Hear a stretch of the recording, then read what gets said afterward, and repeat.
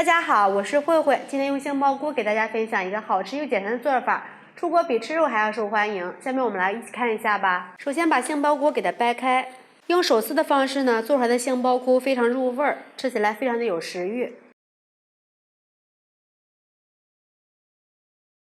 长的这种呢，我们从中间给它揪开，太长不好操作，直接放到盘里。我这里还准备了几个青蒜苗，把根部去掉。把根和叶子分开，给它片成小块，放入盘里备用。叶子切成长段，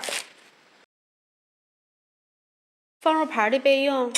准备半个红椒，切成丝儿，放入盘里备用。准备一把小葱，切成葱花，放入盘里备用。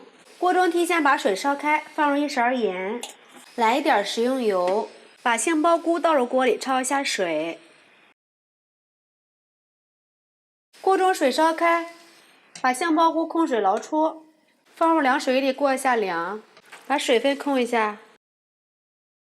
锅中倒入适量的油，放入葱花爆香，放入一勺郫县豆瓣酱，半勺蚝油，炒出香味，炒出红油。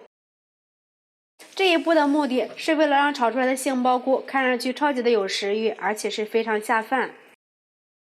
现在这个香味已经出来了，放入青蒜羹，炒至断生，放入杏鲍菇，翻炒均匀，随后放入青红椒，继续翻炒出香味。最后放入青蒜叶，这个青蒜叶一定要最后放，继续煸炒出香味。少放一点食用盐，在锅边淋入一点蒸鱼豉油。这里要少放一点食用盐，因为豆瓣酱已经是咸的了。出锅装盘儿。